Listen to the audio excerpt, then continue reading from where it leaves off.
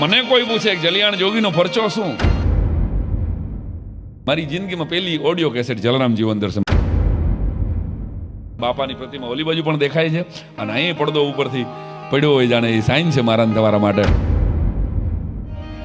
એને રોટલો ખવડાવ્યો, ક્યાંય જ્ઞાનની કોઈ વાત ન કરી, માત્ર જલિયાણ જોગી. વિચાર તો કરો, મોદી સાહેબે તો 8-10 વર્ષ પહેલા નોટબંધી કરી, 20 વર્ષ પહેલા કોઈ નોટબંધી કરી હોય એશિયા ખંડમાં, એક માત્ર તો એ જલિયાણ જોગી. 5 મહેમાન ખાલી તમારી ઘરે જમવા આવવાનું કહી ને યોગેશભાઈ, તો આપણે ઘરે તૈયારી રાખવી પડે. હાઈરામ દવે 5 જણા હારે આવે છે, ભૂંડા લગાડશે પાછા, જાહેરમાં કહેશે દાળ બરાબર કરજો. આપણે 5 જણા ખાલી ઘરે આવવાના હોય ને તોય આપણે તૈયારી એલર્ટમાં હોય. તમે મારી ઘરે આવો, હું તમારી ઘરે આવું, કોણ માણસ આપણી ઘરે આવે છે ને હજારો માણસો આવે જાય છે. કેટલા જમી જાય, કેટલા આવશે એની ખબર નથી. તો એ ક્યાંય સુધીમાં 25-50 વર્ષમાં ક્યાંય વીરપુરમાં ગુંદી ખૂટી હોય આવા સમાચાર કોઈ દી મળ્યા નથી મારા વાલા. મને કોઈ પૂછે કે જલિયાણ જોગીનો પરચો શું, તો હું તો મારી પહેલી કેસેટ કેતનભાઈ રઘુવંશી વાળાનો મારો નાતો કહું છું ને, યોગેશભાઈ તો 20 વર્ષ જૂના ભાઈબંધ છે, પણ મારી પહેલી કેસેટ દાદા વીરપુરના મંદિર સામે શ્રીજી સાઉન્ડ છે એ ભરતભાઈ ગઢિયાએ મારી જિંદગીમાં પહેલી ઓડિયો કેસેટ જલારામ જીવન દર્શન મેં બાપાના ગુણગાન પહેલા ગાયા, એટલે ગુજરાતના ટોડલે મને નામ મળ્યું. આવું મારું માનવું. મારી માથે બહુ બધા સંતોના આશીર્વાદ છે, મારા ગુરુદેવ હરિરામ બાપાથી લઈને, પણ જલારામ બાપાનું આખ્યાન મેં પહેલી વાર કરેલું. અને એ પહેલી જિંદગીમાં કોઈ પણ વસ્તુની પહેલી એની વેલ્યુ બહુ હોય ને, એ મંદિર અનેક પ્રસંગો મારા ફરે છે. હા, પણ જલિયાણ જોગી એ જે મંદિરના દર્શન કરવા જાઓ ને તો સામે જ બરાબર જે મોટી ઘંટી છે એ ધાંગધ્રાના રાજા સાહેબે આપેલી છે. એટલે મારી ખાસ વિનંતી છે બહેનોને કે વીરપુર મંદિરના જ્યારે પણ દર્શન કરો ને ત્યારે ભૂલ્યા વગર સામેની ઘરઘંટીને એકવાર સ્પર્શીને દર્શન કરજો. અહીંયા સાક્ષાત અન્નપૂર્ણાનો વાસ, આવું મારું માનવું છે. કારણ કે એ જલિયાણ જોગી જેણે રસ્તા ઉપર ઉભા રહીએ બાપા, અને જે વટે માર્ગું નીકળે એને પૂછે કોણ છે બાપા, જેમાં વગર નહીં જાવ. અરે પણ કે તમે છો કોણ? બોલે જલારામ કહેવાય છે. ઈ તો કે બાપા જલો લુવાણો શું, ગામ જલારામ કહે છે. હું તો જલો ઠક્કર છું. અને વાતો તો બહુ જૂની છે, તમે કદાચ સાંભળી પણ હશે, પણ બહુ ભાવથી આજે હું બોલતો ન હોઉં તો સમાજની જ વાડી છે હે. અને બાપાની પ્રતિમા ઓલી બાજુ પણ દેખાય છે અને અહીં પડદો ઉપરથી પડ્યો હોય જાણે એ સાઈન છે મારા તમારા માટે. તો બાપાના ગુણગાન 2 કડી ગાવા જોઈએ આપણે અમારી તાલીઓના તાલ સાથે. હૈયા ને હિંડોળે મારા જલિયાણ ઝૂલે, હૈયા ને હિંડોળે મારા જલિયાણ ઝૂલે, સત્સંગની શરણાયું વગાડી વાલીડે અમને સૂતા જગાડ્યા. સત્સંગની શરણાયું વગાડી વાલીડે અમને સૂતા જગાડ્યા. મારે બધાની તાલી જોઈએ ભાઈ, અહીંથી વીરપુર સંભળાય એવી રીતે. જય હો, જય જલારામ.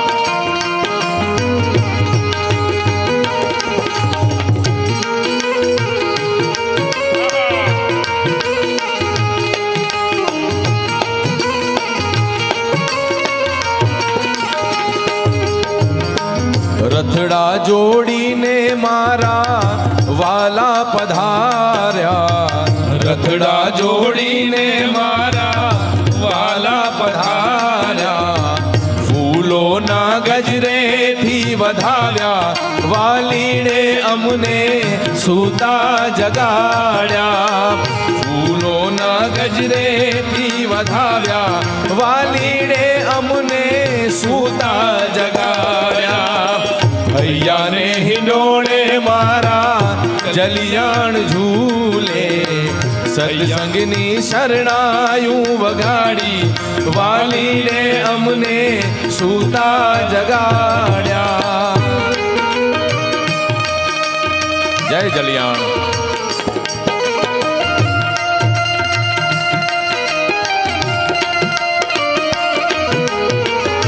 ધાંગધ્રાની સેનામાંથી નીકળેલા 2 આરબ સૈનિકો જુનાગઢની ફોજમાં ભરતી થવા જાય. પ્રસંગ તો બહુ જાણીતો છે, મને બહુ ગમે છે આ પ્રસંગ.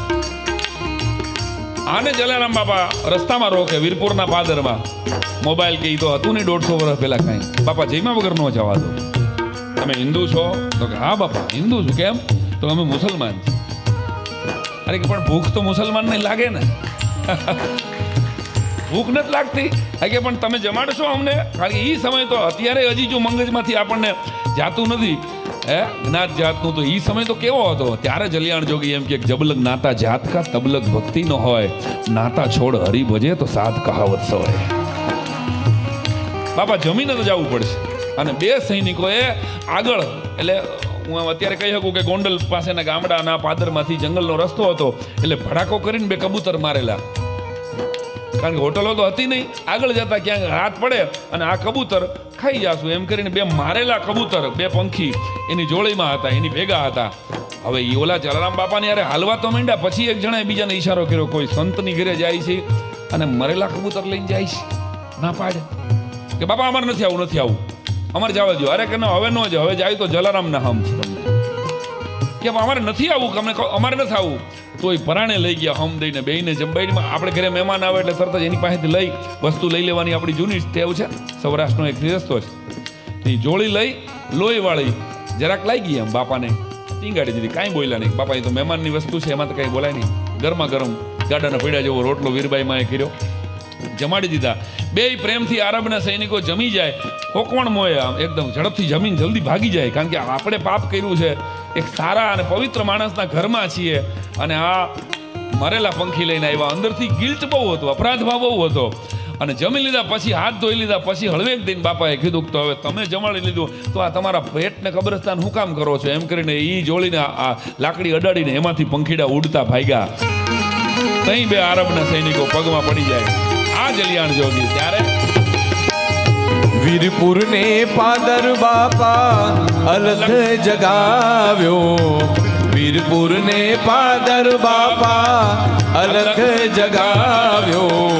ટુકડેથી ઢુકડો હરી નાખ્યો, વાલીડે અમને સૂતા જગાડ્યા. ટુકડેથી ઢુકડો હરી નાખ્યો, વાલીડે અમને સૂતા જગાડ્યા.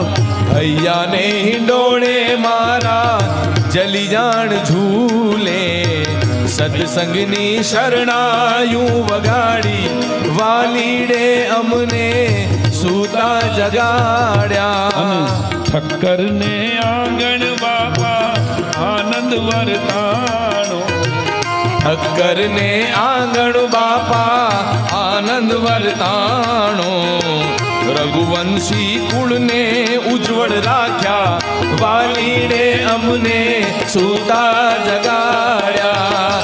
હૈયાને હિંડોળે મારા જલિયાણ ઝૂલે, હૈયાને હિંડોળે મારા જલિયાણ ઝૂલે. સત્સંગની શરણાયું વગાડી, વાલીડે અમને સૂતા જગાડ્યા. સત્સંગની શરણાયું વગાડી, વાલીડે અમને સૂતા જગાડ્યા. સત્સંગની શરણાયું વગાડી, વાલીડે અમને સૂતા જગાડ્યા. બોલીએ જલારામ